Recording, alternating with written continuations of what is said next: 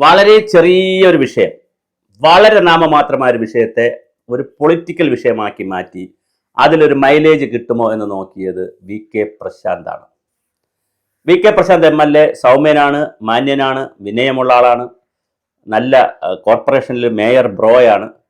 പക്ഷേ അദ്ദേഹത്തിന് കിട്ടിയ ഒരു സ്വകാര്യ ഫോണിനെ അദ്ദേഹം മിസ്യൂസ് ചെയ്തു. അത് ശരിയായില്ല. കാരണം ശ്രീലേഖ IPS ശാസ്തമംഗലം വാർഡിലുള്ള കൗൺസിലർ എന്നുള്ള നിലയിൽ അവർക്ക് ആ വാർഡിനകത്തൊരു ഓഫീസ് ആവശ്യമുണ്ട്. അവിടെ നേരത്തെയുള്ള ഓഫീസ് എന്ന് പറയുന്നത് വി കെ പ്രശാന്തിൻ്റെയും, അതായത് കോർപ്പറേഷൻ്റെ സോണൽ ഓഫീസ്, അത് വി കെ പ്രശാന്തിന് ഒരു മുറി കൊടുത്തിരിക്കുന്നു 820 രൂപ. അത് 20,000 രൂപ വില വരുന്ന സ്ഥലത്താണ് ഇരുന്നത്. അത് വേറെ വിഷയം. അതിപ്പോൾ സ്വന്തം പാർട്ടിക്കാർക്ക് ആര്യ രാജേന്ദ്രൻ വി കെ പ്രശാന്തിൻ്റെ 823 രൂപയെങ്കിലും വാങ്ങിച്ചല്ലോ, അല്ലെങ്കിൽ അത് കൃത്യമായി അടയ്ക്കുന്നുണ്ടോ എന്നുള്ളതാണ് വിഷയം. വാങ്ങിച്ചല്ലോ, അല്ലാതെ 20,000 രൂപ വാങ്ങിച്ചില്ല എന്ന് പറയാൻ നമുക്ക് പറയാൻ പറ്റത്തില്ല. ഫ്രീ ആയിട്ട് കൊടുത്തില്ലല്ലോ എന്നൊരു സമാധാനം. പക്ഷെ അതിനകത്തുകൂടെ കയറി അപ്പുറത്തെ മുറി പോകുമ്പോൾ ആ മുറിക്കകത്ത്, ബാത്റൂമിനകത്ത് അലമാരയൊക്കെ വെച്ചിരിക്കുന്ന ഒരു ചെറിയ കുടിസ് മുറിക്കകത്ത് ശ്രീലേഖ IPS പോലുള്ള ഒരാളിന് ഇരിക്കാൻ മാനസികമായും കഴിയില്ല. അത് ഒരു വിഷയമാണ്. അവർ DGP ആയി റിട്ടയർ ചെയ്തിട്ടുള്ള വനിതയാണ്. ഇപ്പോൾ കോർപ്പറേഷനിലെ കൗൺസിലറാണ്, അത് ശരിയാണ്. DGP ആയി റിട്ടയർ ചെയ്ത ആളാണ്, വനിതയാണ്. ആ ഒരു പരിഗണന തീർച്ചയായും പ്രശാന്ത് കൊടുക്കേണ്ടിയിരുന്നു. അപ്പോൾ പ്രശാന്തിനെ ഫോൺ ചെയ്യുമ്പോൾ, V K Prashanth MLA phone ചെയ്യുമ്പോൾ സ്വാഭാവികമായിട്ട് റിപ്പോർട്ടർ ചാനലിലെ അരുൺ അടക്കമുള്ള ആളുകൾ പറയുന്നത്, സുജയ പാർവതി പലരും പറയുന്നത് കേട്ടു, പല ചാനലുകളിലും കേട്ടു. അതല്ലല്ലോ അതിൻ്റെ രീതി. സാങ്കേതികമായി പറഞ്ഞാൽ സെക്രട്ടറിക്കല്ലേ കത്ത് കൊടുക്കേണ്ടത്.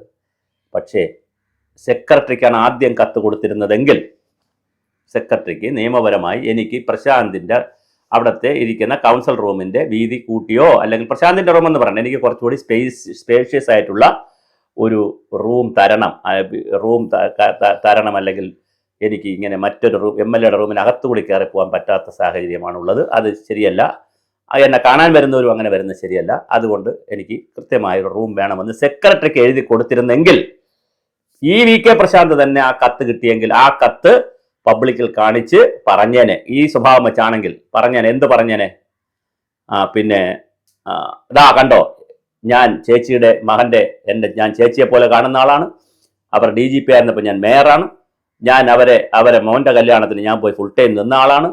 അപ്പോൾ അങ്ങനെയൊക്കെ ഉള്ള ഞങ്ങൾ തമ്മിലൊരു സഹോദര ബന്ധം, ഒരു അല്ലെങ്കിൽ മോൻ അമ്മ ബന്ധമൊക്കെ ഉള്ള ആ വനിത കണ്ടോ, DGPയുടെ അധികാരം ഉപയോഗിച്ച് എന്നെ ഒരു ഫോൺ ചെയ്താൽ കിട്ടുന്നതല്ലേ, ഞാൻ അവർ താമസിക്കുന്ന ശാസ്തമംഗലത്ത്, എൻ്റെ ഓഫീസ് ഇരിക്കുന്ന ഇവിടെയല്ലേ, ഒരു ഫോണിൽ കിട്ടുന്നതിന് എന്തിനാണ് ഇങ്ങനെ അവർ കോർപ്പറേഷൻ സെക്രട്ടറി വഴി ഇങ്ങനെ വന്ന് എന്നെ നാറ്റിച്ചതല്ലേ എന്നുള്ളൊരു ചോദ്യം ഒരു സാധ്യതയുണ്ട്.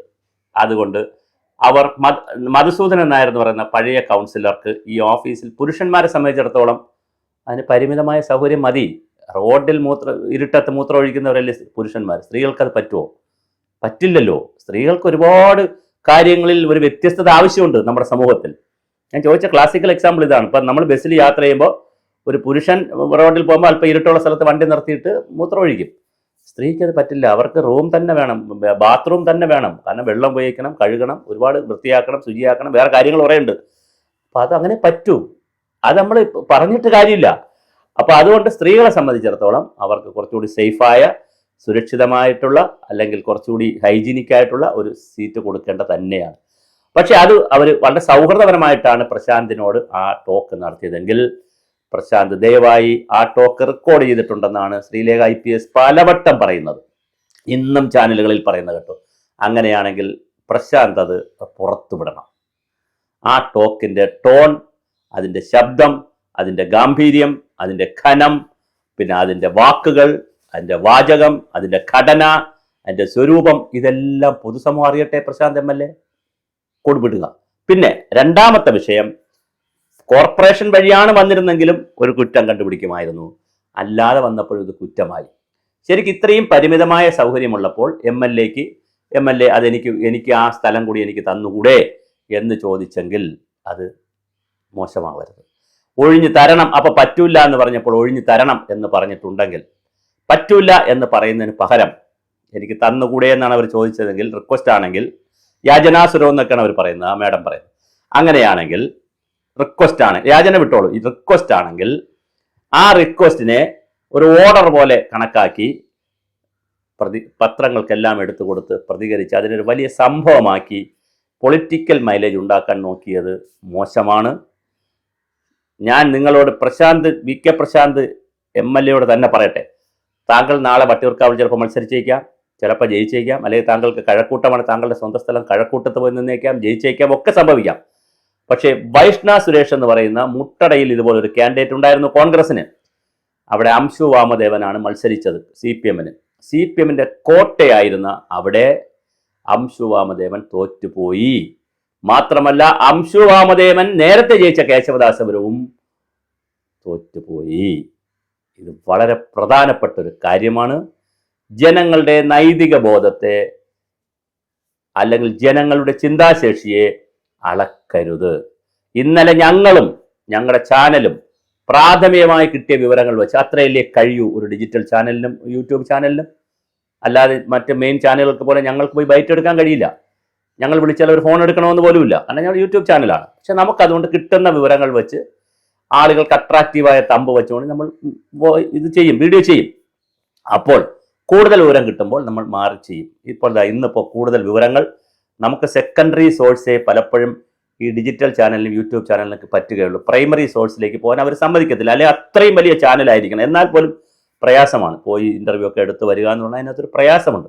അതുകൊണ്ട് സെക്കൻഡറി സോഴ്സ് വെച്ച് ചെയ്യുമ്പോൾ പലപ്പോഴും നമുക്ക് പ്രാഥമികമായി കിട്ടുന്ന വിവരങ്ങൾ വെച്ചാണ് വീഡിയോ ചെയ്യുന്നത്. അപ്പോൾ അതുകൊണ്ടാണ് ഇന്നലെ ശ്രീലേഖ IPS അങ്ങനെ ഒരു ധിക്കാരപരമായി ഇറങ്ങിത്തരണം എന്നൊക്കെ പറഞ്ഞെങ്കിൽ അവരുടെ അഹങ്കാരവും ധിക്കാരവും ഒന്നും പറ്റില്ല എന്ന് നമ്മൾ പറഞ്ഞു. പക്ഷേ ഇന്നിപ്പോൾ കാര്യങ്ങൾ അറിയുന്നത്, കാര്യങ്ങൾ 100% ട്വിസ്റ്റ് ആവുകയാണ്, 90 ഡിഗ്രി ട്വിസ്റ്റ് ആവുകയാണ്. MLA വിളിച്ചിട്ട് തൻ്റെ അസൗകര്യം, ആ റൂമിൽ അതിനകത്തുകൂടി പോയി ഇരിക്കാനുള്ള അസൗകര്യവും, ബാത്റൂമിൽ അലമാര വച്ചിരിക്കുന്നതും ഫയൽ വച്ചിരിക്കുന്നതുമുള്ള സ്ഥലമില്ലായ്മയും, നിന്ന് തിരിയാൻ സ്ഥലമില്ലാത്ത റൂമിനകത്ത് DGP ആയി റിട്ടയർ ചെയ്ത ഒരു കൗൺസിലർ ഇരിക്കണം എന്ന് പറയുന്നത് ഒരു ശരിയല്ല. ഇനി അവർ കൗൺസിലർ അല്ലെന്ന് വിചാരിക്കുക, ഒരു റെസിഡൻസ് അസോസിയേഷന്റെ സെക്രട്ടറി ആയെന്ന് വിചാരിക്കുക, ശാസ്തമംഗലം റെസിഡൻസ് അസോസിയേഷന്റെ പ്രസിഡന്റായി എന്ന് വിചാരിക്കുക. അല്ലെങ്കിൽ പ്രശാന്ത് താമസിക്കുന്ന കഴക്കൂട്ട പ്രശാന്തിന് ശാസ്തമംഗലം താമസിക്കുന്നത്, ഞാൻ സാങ്കല്പ്യം പറയാം, പ്രശാന്ത് താമസിക്കുന്നത് ശാസ്തമംഗലത്താണെന്ന് വെച്ചോളൂ. ആ ശാസ്തമംഗലം റെസിഡൻസ് അസോസിയേഷന്റെ പ്രസിഡന്റായി ശ്രീലേഖ IPS വന്നെന്ന് വിചാരിച്ചോളൂ. ബാക്കിയൊക്കെ വിട്ടോളൂ, അധികാരമൊക്കെ വിട്ടോളൂ. എങ്കിലും അവർക്കൊരു റെസിഡൻസ് അസോസിയേഷൻ റൂം സെറ്റ് ചെയ്ത് കൊടുക്കുകയാണെങ്കിൽ എങ്ങനത്തെ റൂമായിരിക്കും സെറ്റ് ചെയ്ത് കൊടുക്കുന്നത്? ഒരു പ്ലാസ്റ്റിക് കസേരയും ഒരു കമ്പി കസേരയും ഇതൊന്നും ഇട്ടൊന്നായിരിക്കത്തില്ലല്ലോ. അപ്പം ഇതൊക്കെ പ്രശാന്ത് മനസ്സിലാക്കണമായിരുന്നു. അവരുടെ പദവി, അവർ റിട്ടയർ ചെയ്ത കാര്യങ്ങൾ, അവർ DGP റാങ്കിൽ ഇറങ്ങിയതാണ്, അതിനെയൊക്കെ നമ്മൾ റെസ്പെക്ട് ചെയ്യണം. പിന്നെ ഒരു വനിതയാണ്, അത് ചേച്ചി അനിയൻ ബന്ധമാണെന്നാലും നിങ്ങൾ രണ്ടുപേരും പറയുന്നത്. അപ്പോൾ അങ്ങനെയാണെങ്കിൽ ചേച്ചി നമുക്കത് പരിഹരിക്കാം എന്താ വെച്ചാൽ കോർപ്പറേഷനുമായിട്ട് ആലോചിച്ചിട്ട് നമുക്ക് രണ്ടു കൂട്ടർക്കും വയബിൾ ആയിട്ടുള്ളൊരു തീരുമാനമെടുക്കാം എന്ന് പറഞ്ഞ് അതിനെ സെറ്റിൽ ചെയ്യുന്നതിന് പകരം അതിനെ രാഷ്ട്രീയമായി ഉപയോഗിച്ചാൽ പ്രശാന്ത് ജി, താങ്കൾക്ക് പൊതുസമൂഹത്തിൻ്റെ പൊതുബോധത്തിൽ നിന്ന് ഒരിടവും കിട്ടില്ല. തൽക്കാലം കിട്ടിയ ഇടം, ഇന്നലെ താങ്കൾക്ക് കിട്ടിയ ഇടം ഇന്ന് പോയി എന്നുള്ളത് താങ്കൾ മനസ്സിലാക്കുക. അതുകൊണ്ട് ഇതിനെ മാന്തി പറിച്ച് ചെറിയൊരു പോറലിനെ ഉണ്ടാക്കരുത്.